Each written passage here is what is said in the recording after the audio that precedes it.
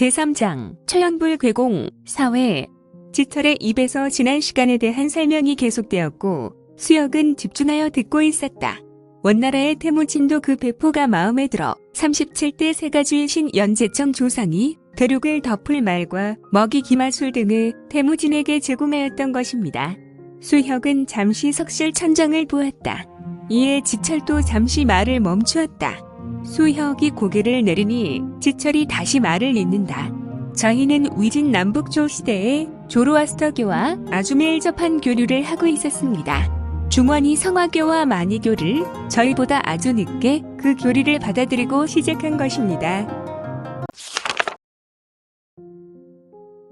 위진 남북조 시대를 지나서 수나라는 당시 공자님의 나라인 고구려와 싸움을 벌이는 행태가 괘씸해서 개국때 많은 도움을 주었으나 이후로 저희는 여러 공급을 끊었습니다.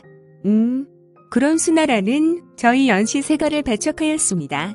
그때 수나라 형제는 저희 세가를 마귀의 조상찜으로 몰아서 민심을 동요하게 하였고 저희는 약간의 피해가 불가피하였습니다. 그리고 이리저리 도피하였던 시절도 있었습니다. 공급이 끊어진 수나라 형제는 고구려와의 전쟁을 승리로 이끌 수 없었습니다. 그 후 얼마 되지 못하여 수나라는 패망하게 되었던 것입니다. 지철이 이 말을 하였을 때 수혁은 고구려라는 말로 약간의 가문이 있었다. 저희는 이미 300년 전에 조로아스터교의 교리를 버렸습니다. 지금 한백아가 가지고 있는 북명신공은 저희가 300년 전에 이미 하류 무공으로 치부해버린 것입니다. 지철의 입에서 연신 놀라운 이야기가 나왔다. 강호 무리민이 이 이야기를 들었다면 어찌 경악하지 않을손가. 그러니 저희 세가와 공자님 등은 마교의 호교 무공을 잘 아시리라 생각됩니다. 그리고 장산봉, 달마와도 교류가 있었습니다. 그들은 저희 후원으로 무당산 상천관, 숭산의 소림사 등 지금의 모습을 유지할 수 있었습니다. 이 건물들은 저희 지원으로 세워진 것입니다. 지철은 말을 하다가 자신 세가의 높은 자부심으로 자신의 엄지손가락을 세우며 말을 하였다. 수혁 앞에서 어깨와 목이 굳어져 교만한 모습을 하였고 수혁은 이를 보며 미소 짓고 지철을 어린아이처럼 쳐다보았다. 연시세가의 무공은 정말 탁월합니다. 정파의 무공 연원은 저희가 흘려보낸 심공이나 원리로 발전을 거듭하였기 때문에 이 또한 정파나 마교의 무공 등은 무공과 교리로 본다면 저희 연시세가가 조상격이 됩니다. 수혁은 침팩이며 말을 하는 지철을 보며 미소를 짓는다. 그리고 혼자 생각을 하였다. 녀석, 세가에 대한 자부심이 대단하군. 참 순수한 녀석이군. 마지막으로 그 외 정파들, 물론 진주원가의 창법, 팽가의 오호단홍도법, 남궁세가 창궁무의 건법 등은 저희 세가의 연원을 두고 있으며 당가의 암기는 저희가 화약을 제공하지 않으면 세가 운영에 막대하게 지장을 받습니다. 그래? 네, 그렇습니다.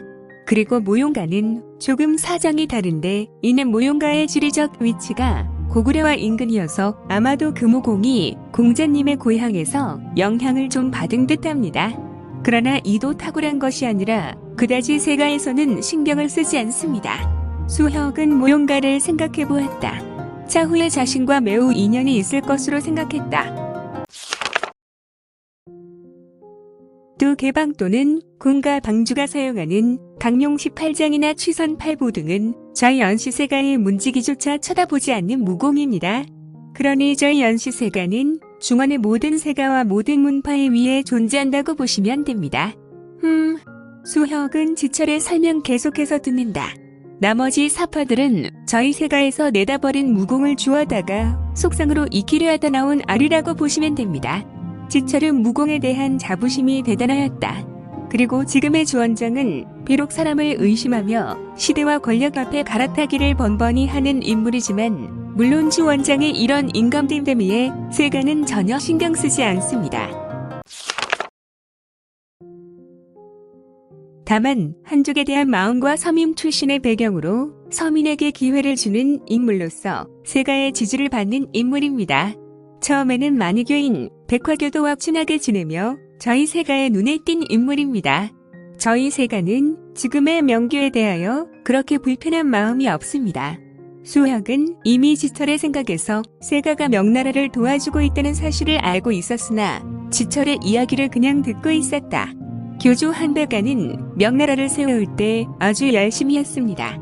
그러나 지금은 홍무제, 즉 조원장으로부터 버림을 받은 인물입니다. 홍무제는 그를 철저하게 이용을 한 후 버렸지만 저희는 개의치 않고 명나라를 후원합니다. 이는 그동안 원나라의 징치로 인하여 많은 백성이 본의 아니게 수탈을 당하고 피해를 보고 있었습니다. 태무진 당시 우리와 약속한 원칙을 시간이 흐르고 원칙을 배제한 것이 이들의 멸망 원인입니다. 수혁은 앞으로 세가가 어떻게 세상을 섬길 수 있는지 잠시 생각을 해보았다. 앞으로 저희는 공자님의 어떠한 명령도 그대로 따르는 것이 원칙입니다. 지철은 가슴을 탕 치며 말한다. 물론 연시 세가의 원로원이 있으며 세가의 세가주가 있지만 이는 그냥 모양만 있을 뿐입니다. 공자님이 죽으라면 죽고 공자님이 열심히 살라 하시면 열심히 사는 것입니다. 공자님 좋으시죠? 지철의 자부심 있는 장황한 설명이었다. 그러나 수혁은 별 관심이 없는 듯 그래 그럼 이제는 내가 무엇을 하면 되겠냐? 공자님 하고 싶으신 대로 하시면 됩니다. 수혁은 모든 것을 뚫어버릴 것 같은 눈으로 지철을 쏟아보았다. 헉 농담입니다. 딱 아이고 머리야. 크 연지철은 머리를 부여잡고 떼굴떼굴 바닥에 둥글고 얼마나 아픈지 그의 눈에서는 눈물이 또다시 찔끔거리고 있었다. 쓸데없는 말은 그만해라. 내가 내 친구냐. 수혁은 조금 엄한 얼굴을 하였으나 연지철이 머리를 붙들고 바닥을 구르는 것을 보고 조금은 속으로 고소해했다. 연지철은 잠시 후 벌떡 일어나 수혁에게 말한다. 넵 공자님, 지금부터 공자님은 영생불사금강불괴공 7단계 각성 중 1단계를 넘어서야 하십니다. 그런 후 이곳을 떠나 저희 세가장으로 복귀하시고 세가에 왕림하셔서 모든 것에 적응 후 다스리시면 됩니다. 무슨 말인가? 수혁은 이미 수장관에서 나와 이곳에 왔을 때부터 자신을 자각하고 1단계가 아니라 이미 5단계를 넘어서고 있었다. 수혁은 자신이 이루고 있는 단계를 내색하지 않고 태연히 지철에게 말한다. 그래, 그러면 1회 후에 떠나면 되겠군. 이제 관주신장은 무엇을 하고 있겠나? 난 연궁실에서 1회 동안 폐관할 걸세. 난 그동안 이루지 못하였던 1차 각성을 이뤄야 하니까 말이야. 아, 네. 나가서 밭을 보니 채소밭이 아니더군요. 최소 500년에서 1000년 가까이 키워진 사망, 하수오, 천년살연실, 각종 주안과 그리고 가장 돋보이는 황금 삼지초를 잘 가꾸겠습니다. 그래? 내 당부하지만 가꾸다가 그냥 막 먹지 말고 내가 허락하면 먹어야 한다. 그냥 먹다가는 탈이 반드시 날 것이야. 내 말 명심하고 알았지? 네, 당연히 그렇죠. 히히히. 지철은 속으로 매우 환호를 지르고 있었다. 수혁은 다만 이를 모른 채 할 뿐이었다. 연무석실의 좌대가 보였다. 자무에서 황무로, 황무에서 백무로 시시각각 변화하는 연무동에서 수혁은 지금 좌대에 앉아 좌정하여 연기를 하고 있었다. 그의 변화는 황홀지경이었다. 사람의 몸에서 이와 같은 여러 연무가 한 번에 나올 수 없었다. 대개무림님들의 자신들이 익히고 있는 신법의 성격에 따라 연무가 생성되는데 물론 이 연무도 어지간한 경지에 이르지 못하면 발생할 수 없다. 지금 수혁의 모습은 무지갯빛 연무와 황금 연무가 한디에 어우러져 있었다. 난 이제 영생불사금강불괴공의 각성은 무시하지 않으나 약간의 배단으로 한계를 극복하려고 한다.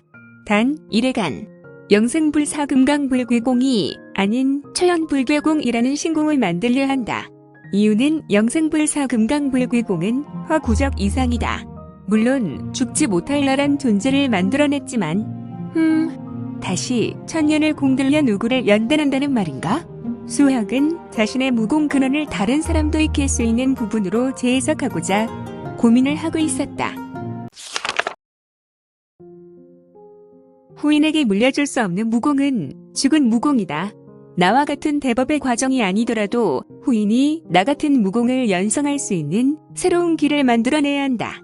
그리고 만유신유액을 다시 구하고 황금백정수를 다시 떠낸다.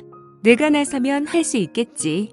난 이미 모든 영역의 길을 감지하고 이들의 위치를 깨고 있으니까 수혁은 자신이 가지고 있는 무공의 대법의 과정 등 모든 번거로운 과정을 바꾸고 싶었다.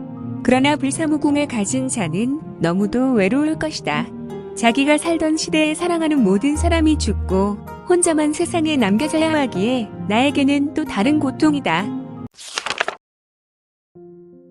수혁은 자신과 조우할 때 고민이 되었다. 자신이 원하지 않아도 자신은 스스로 삶을 포기하지 않는 이상 수명이 제한되지 않을 것을 어렴풋하게 느끼고 있었다. 자신과 같은 사람은 단 하나로 족하다는 생각도 하고 있었다. 나는 초연불교 공을 만들고자 한다. 누구나 극강을 넘어서는 도가 무학을 하나 이루자. 형과 식을 만들어 후대를 위해 만드는 것도 또한 의미가 있을 것이다. 수혁은 잠시 인상을 찌그린다. 이 녀석 도대체가 세가에서는 수혁은 고개를 저었고 혀를 차며 말한다. 쯧쯧쯧. 지철이 녀석 기어이 말썽을 피우고 있구나. 내가 나중에 나가면 혼을 단단히 내리라. 3일 후 자문은 이제 없다. 황무와 백무가 오가고 있다. 때로는 7색깔 무지개 연기가 자욱했다.